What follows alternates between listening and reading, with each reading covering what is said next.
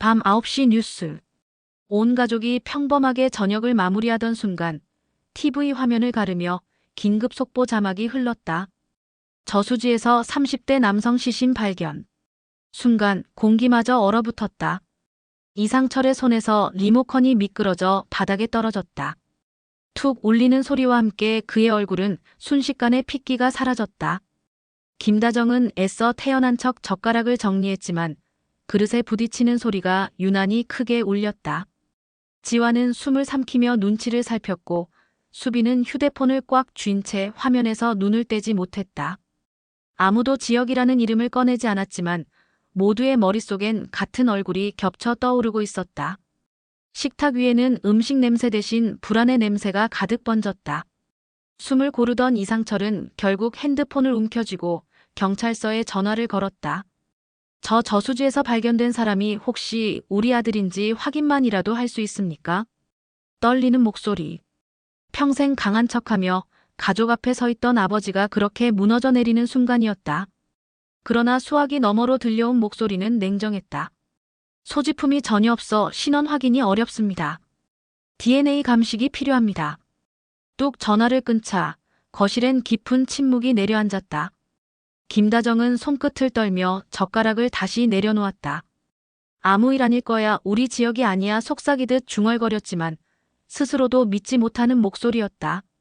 지화는 입술을 깨물며 방으로 뛰어들어갔고 수비는 휴대폰을 껴안은 채 차갑게 굳은 눈빛을 떨 수 없었다. 그리고 남겨진 이상철은 한참 동안 텅 빈 화면 앞에서 말없이 주저앉았다. 집안의 공기는 더 무겁게 가라앉았고 가족들의 숨은 점점 더 막혀왔다. 꺼져 있는 번호, 남겨진 기계음, 그 차가운 침묵 속에서 은호는 점점 무너져갔습니다. 하지만 같은 시각, 누군가는 발로 그를 찾아 헤매고 있었죠. 은호는 또다시 꺼져 있는 번호를 눌렀다. 전원이 꺼져 있습니다. 차갑게 반복되는 기계음이 귓가를 파고들자 손끝이 떨려왔다. 그는 휴대폰을 내려놓으며 스스로를 감싸쥐었다. 흔들리면 안 돼. 울면 안 돼. 몇 번이고 다짐했지만 결국 눈가에는 눈물이 맺혔다. 그 시각 박성재는 발로 뛰고 있었다. 건설 현장, 고시원, 밥집, 그리고 작은 공사판까지. 하루 종일 먼지를 뒤집어 쓴 채 사람들을 붙잡고 물었다. 혹시 키 크고 수염 덥수룩한 청년 본 적 없습니까? 현장 노동자는 고개를 끄덕였다. 며칠 전에 왔었는데 도시락도 못 먹고 갑자기 사라지더라고. 뭔가 쫓기는 사람 같았어. 또 다른 식당 주인은 말했다. 늦은 밤에 혼자 들어와 국밥을 시켰는데 2숟갈 뜨고 말더니 계속 휴대폰만 들여다봤어. 얼굴이 많이 지쳐 보였어. 성재는 메모장을 꺼내 그 증언들을 하나씩 적었다. 작은 퍼즐 조각이 모이듯 흐릿했던 지역의 흔적이 점점 윤곽을 드러내기 시작했다. 한편 은호는 집에 돌아와 지역의 물건들을 하나씩 꺼냈다. 함께 갔던 공연 티켓, 낡은 머그잔, 짧은 손편지. 쓰레기 봉투에 넣을 때마다 마음이 무너져 내렸다. 이제 끝내야지. 더는 기다리지 않아. 하지만 마지막 봉투를 묶는 순간 참았던 눈물이 쏟아졌다. 물건을 버려도 마음은 버려지지 않았다. 성재는 단서를 따라 더 깊이 파고들었다. 어느 노포 식당의 주인은 기억을 떠올렸다. 아, 맞아. 수염 덥수룩한 청년이 와서 김치찌개를 시켰는데 거의 먹지도 않고 나갔지. 전화만 붙들고 있더라. 그리고 버스 정류장 쪽으로 뛰어갔어. 그 길은 저수지 방면 노선과 이어져 있었다. 순간 성재의 심장이 두근거렸다. 지혁아, 설마 거기까지 간 거야? 밤, 은호는 저수지 근처 산책로를 걸었다. 차가운 바람이 스쳤고 발끝에 걸린 건 젖은 운동화 한 짝이었다. 낡고 큰 사이즈, 끈은 풀려 있었다. 손끝이 떨리며 입술이 굳어졌다. 설마. 그때 휴대폰이 울렸다. 모르는 번호. 은호는 숨을 고르며 전화를 받았다. 은호야. 낯설지 않은 그러나 지친 목소리. 분명 지혁이었다. 선배. 어디에요? 지금 당장 가요. 만나야 해요. 하지만 잠시 정적이 흐른 뒤 지역의 낮은 목소리가 이어졌다. 아직은 아니야. 조금만 더 버텨보고 싶어. 전화는 그렇게 끊겼다. 은호는 그 자리에 무너져 울음을 터뜨렸다. 지역이 살아있다는 사실은 분명한 희망이었다. 하지만 동시에 그가 어디서 무엇을 하고 있는지 알 수 없다는 불안은 가족들을 더욱 짓눌렀다. 이상철은 매일 새벽 신발끈을 조여매며 집 밖을 맴돌았다. 운동이 아니라 그냥 마음을 붙잡으려는 거지. 김다정은 불을 켜둔 채 부엌과 거실을 오갔다. 혹시라도 지역이 문을 열고 들어오면 가장 먼저 보게 하려고.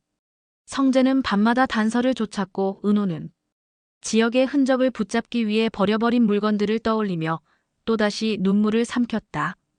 그러나 그 순간 또 다른 소식이 다가온다. 한편 어두운 고시원 방. 지역은 침대 끝에 앉아 있었다. 낮에는 건설 현장에서 몸을 부수고 밤에는 술로 하루를 버텼다. 그러나 술잔을 기울일수록 오히려 정신은 더 맑아졌다. 왜 그렇게 살았을까? 왜 그 선택을 했을까? 결혼식장에서 사라진 신부 정보아의 얼굴, 부끄러움과 실망이 뒤섞인 가족들의 눈빛, 그리고 은호의 고백과 자신이 무심히 내뱉었던 잔인한 거절까지. 모든 장면이 지역의 가슴을 무너뜨렸다. 그때 휴대폰이 진동했다. 정보아. 메시지에는 단 한 줄. 이젠 받아들이세요. 아버지께 위로금을 받으세요. 최소한 그걸로는 살 수 있잖아요. 냉정한 문장. 지역의 손이 덜덜 떨렸다. 그는 휴대폰을 벽에 내던지고 방을 뛰쳐나갔다. 강가에 다다른 지역. 검은 물결 위로 바람이 차갑게 몰아쳤다. 그는 난간에 손을 얹고 몸을 기울였다. 이대로 끝내버릴까? 무거운 몸이 앞으로 기울었을 때 순간 은호의 얼굴이 스쳤다. 살아있다는 말이면 그걸로 됐어요. 그녀의 목소리가 귓가에 울렸다. 지역은 움찔하며 뒷걸음쳤다. 숨이 가빠오고 무릎이 풀린 채 강가에 주저앉았다. 눈물이 흐르며 땅을 적셨다. 며칠 뒤 결국 지역은 정보아에게 전화를 걸었다. 말대로 하겠다. 위로금 받겠다. 20억. 서류에 도장을 찍는 순간 지역의 얼굴은 씁쓸하게 일그러졌다. 이게 내 값어치였나? 돈으로 환산된 인생이라니. 하지만 그는 다짐했다. 그래도 다시 살아야 한다. 낡은 캐리어를 끌며 서울로 올라가는 버스에 몸을 실었다. 창밖으로 스쳐가는 풍경은 낯설고 아득했다. 눈가에 눈물이 맺혔지만 마음 한구석에는 결심이 단단해졌다. 이제 다시 시작이다. 더 이상 도망치지 말자. 서울역에 도착한 지역.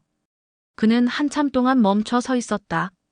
멀리서 웃으며 손을 잡은 연인들, 서둘러 지하철로 향하는 직장인들, 누군가는 당당히 걸어가는데 자신만은 제자리였다. 나는 어디로 가야 하지? 가족 앞에 설 수 있을까? 은호에게 뭐라고 말해야 하지? 성재는 날 용서할까? 가방끈을 움켜쥔 손에 힘이 들어갔다. 그의 발걸음은 무겁지만 분명히 서울의 땅 위에 서 있었다. 서울로 돌아온 지역은 곧장 집으로 가지 못했다. 대신 낡은 숙소를 잡고 며칠 동안 거리를 배회했다. 익숙한 골목과 사람들의 얼굴이 그리웠지만 그 속에 자신이 설 자리는 없어 보였다. 한편 은호는 매일 그를 떠올렸다. 지역이 살아있다는 희망과 그럼에도 자신에게 돌아오지 않는 현실 사이에서 흔들리고 있었다. 그녀 곁에는 언제나 성재가 있었다. 조용히 다가와 힘들면 제 어깨 빌려요. 라고 말하는 그의 진심. 은호는 알았다. 지역을 기다리면서도 자신이 점점 성재에게 기울고 있다는 사실을. 지역은 우연히 두 사람을 보게 된다. 서로를 바라보며 웃는 은호와 성재. 그 순간 그의 가슴에 질투와 후회가 한꺼번에 몰려왔다. 내가 버린 자리 이제 다른 사람 것이 되었구나. 그러나 그의 발걸음은 멈추지 않았다. 내가 다시 설 길은 아직 남아있다. 지역은 20억 위로금을 발판으로 새로운 시작을 결심한다. 허무한 돈이 아니라 다시 살아갈 이유로 바꾸겠다는 각오였다. 하지만 그 결심 앞에는 또 다른 그림자가 드리워진다. 정보아. 그녀가 진심으로 무엇을 원하는지, 그리고 왜 끝내 지역을 완전히 놓지 못하는지. 그 비밀이 서서히 드러나기 시작하는데 성재는 영나의 보디가드 역할을 지완에게 부탁한다. 하지만 그가 맡게 된 보디가드 임무는 생각보다 훨씬 무겁고 기묘했다. 성재는 심각한 얼굴로 지환을 불렀다. 지환아, 부탁 하나만 하자. 내 동생 영나 요즘 언론에 자꾸 노출돼서 위험할 수 있어. 내가 보디가드처럼 곁에 있어줘. 밝게 웃으며 고개를 끄덕인 지환. 형, 그럼 제가 영나 씨랑 하루 종일 같이 처음 만난 자리. 지환은 서슴없이 물었다. 영나 씨, 근데 나이가 몇이에요? 영나는 잠시 웃다가 고개를 젖히며 대답했다. 그건 엄마한테 물어봐요. 지환은 순간 멈칫했다. 엄마한테 물어봐. 자기 나이도 스스로 말 못해. 하지만 곧 대수롭지 않게 넘겼다. 밝은 성격답게 비밀인가 보죠. 하며 웃어버린 것이다. 며칠 뒤 이상한 일이 반복됐다. 영나의 작업실 문 앞에 매번 놓여있는 빨간 꽃 한 송이. 처음엔 팬이 두고 간 줄 알았지만 하루 이틀이 아니었다. 지환은 고개를 갸우뚱하며 작업실 주변을 서성이며 범인을 찾아보려 했지만 번번이 놓치고 말았다. 그럴수록 등골이 서늘해졌다. 누군가 매일 지켜보고 있는 게 아닐까. 지환의 마음속에 작은 불안이 싹트기 시작했다. 결국 지환은 이 사실을 영나의 엄마 고성희에게 알렸다. 이사님, 이상한 게 있어요. 작업실 앞에 누가 자꾸 꽃을 놓고 가요. 매일이에요. 하지만 고성희의 반응은 뜻밖이었다. 그녀는 순간 표정이 굳더니 낮게 속삭였다. 지환아, 이 사실 누구한테도 말하지 마. 알았지? 네. 근데 왜요? 그냥 꽃인데. 고성희는 단호했다. 그냥. 그게 내가 지켜야 할 일이야. 지환은 그제야 알았다. 이건 단순한 일이 아니란 걸. 왜 숨기려 하지? 그날 밤 지환은 혼자 중얼거렸다. 이상한 게 한두 가지가 아니야. 자기 나이도 엄마한테 물어보라 하지 않나 꽃을 두고 가는 사람도 있고. 이건 뭔가 숨겨진 사정이 있는 게 틀림없어. 다음 날 그는 일부러 늦게까지 작업실 앞을 지켰다. 어둠 속 발소리 하나가 스치듯 들려왔다. 지환은 숨을 죽이며 뒤를 돌아봤다. 그러나 골목길 끝, 모자를 깊게 눌러 쓴 누군가가 꽃 한 송이를 내려놓는 순간 쾅! 차가 지나가며 시야가 가려졌다.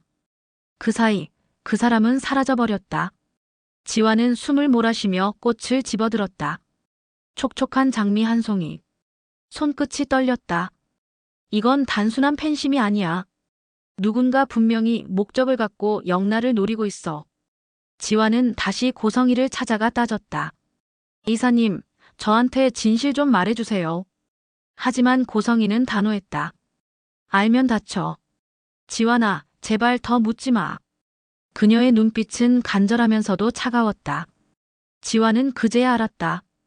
이건 자신이 감당할 수 없는 일이라는 걸. 하지만 호기심은 더 커져만 갔다. 밝고 천진한 청년년 지환. 그러나 그가 발을 들인 세계는 이미 음모와 비밀로 얽혀 있었다. 매번 남겨지는 꽃, 그리고 숨겨진 진실. 지환은 과연 끝까지 버틸 수 있을까? 지혁이 집을 떠난 후 상철은 누구보다 먼저 새벽에 집을 나섰다. 양복 대신 깔끔히 다려입은 셔츠와 낡은 서류 가방. 그의 발걸음은 늘 도서관, 구청, 취업센터로 향했다. 나이 많아도 괜찮습니다. 아이들 결혼할 때까지만 일할 수 있으면 됩니다. 늘 정중히 말했지만 돌아오는 대답은 한결같았다. 죄송합니다. 저희가 원하는 연령대가 아니십니다. 경력이 화려하시지만 지금은 저희가 감당하기 어렵습니다. 손에 쥔 이력서를 다시 가방에 넣으며 상철은 씁쓸히 미소를 지었다. 내가 뭘 바라겠나. 밥벌이만 할 수 있으면 됐지. 도서관에 앉아 신문 구일란을 펼치고 구청 게시판 앞에서 한참을 서성거려도 결과는 늘 같았다. 그럼에도 발걸음을 멈추지 않았다. 아이들 결혼할 때까지만 버티자. 그때까지만 아버지 체면 지켜야지. 저녁 무렵 지친 몸으로 집에 돌아오면 아내 다정은 괜찮은 척 따뜻한 국을 데워두었다. 오늘도 힘들었지요? 그는 말없이 국을 떠먹으며 고개를 저었다. 아니야. 내일은 다를 거야. 내일은. 그의 눈빛에는 자존심과 체념, 그리고 끝내 꺾이지 않는 가장의 의지가 동시에 담겨 있었다. 늦은 저녁 은호의 카페. 지역의 빈자리는 여전히 크게 남아 있었지만 그 공허함을 메우듯 성재가 은호 앞에 앉았다. 본부장님, 은호가 습관처럼 부르자 성재가 웃으며 고개를 저었다. 그만 본부장이라고 하지 마요. 우리 9년이나 알고 지낸 사이잖아요. 그냥 오빠라고 불러요. 은호는 순간 머뭇거리다 미소를 지었다. 그래도 습관이 돼서 잘 안 고쳐져요. 그러면서도 그의 따뜻한 눈빛에서 묘한 안도감을 느꼈다. 잠시 침묵이 흐른 뒤 성재는 조심스럽게 물었다.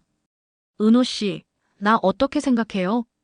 뜻밖의 질문에 은호는 눈을 크게 떴지만 이내 힘겹게 고백했다. 솔직히 요즘 많이 힘들었는데 선배 덕분에 조금은 버틸 수 있었어요.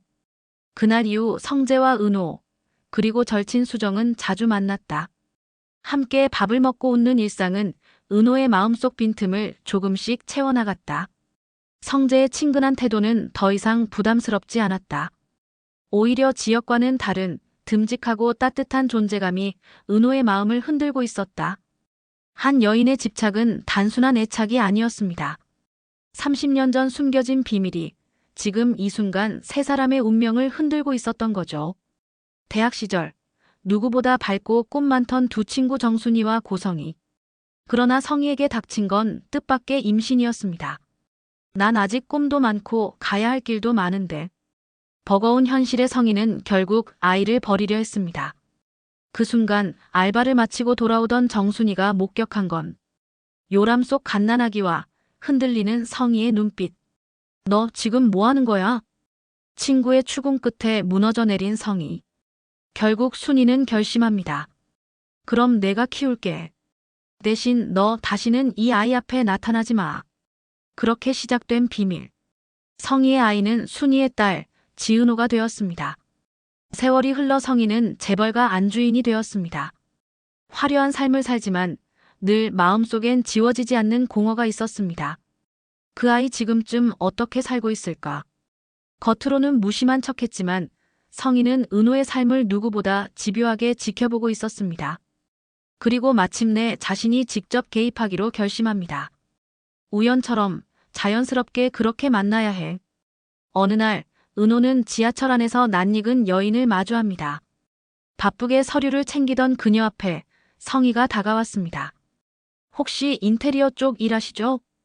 우연을 가장한 대화였지만 모든 게 치밀한 계획이었습니다. 성희는 곧장 대형 인테리어 프로젝트를 은호에게 맡깁니다. 당신이라면 믿을 수 있을 것 같아요. 은호는 당황했지만 이 기회가 단순한 일이 아니라는 직감을 느꼈습니다. 그리고 모녀의 인연도 모른 채 점점 성희와 가까워지기 시작합니다. 성희는 프로젝트를 핑계로 은호를 자주 불러내고 그녀의 일상 깊숙이 들어왔습니다. 밥은 잘 챙겨 먹고 다니니? 몸은 괜찮아? 그 모든 말 속에는 숨길 수 없는 모성애가 배어 있었죠. 하지만 은호는 그저 왜 이렇게 나를 챙기지? 의아해할 뿐. 성희의 집착은 점점 깊어져 갔습니다. 우연이 아니었던 만남, 의도된 프로젝트. 모두 은호 곁에 있기 위한 이유였습니다. 30년 전 버릴 수밖에 없었던 아이, 그리고 지금 어떤 방식으로든 지켜주고 싶은 엄마. 고성희의 비밀은 언제쯤 세상에 드러나게 될까요? 20억 위로금을 받고 돌아온 지역. 하지만 그의 앞에 기다리고 있던 건 가족의 불신, 그리고 30년 전의 비밀이었습니다. 한 여인의 집착은 어디까지 이어질까요? 그리고 은호가 마주하게 될 진실은 무엇일까요? 이어질 이야기가 궁금하다면 망고 드라마 구독과 좋아요 감사드립니다.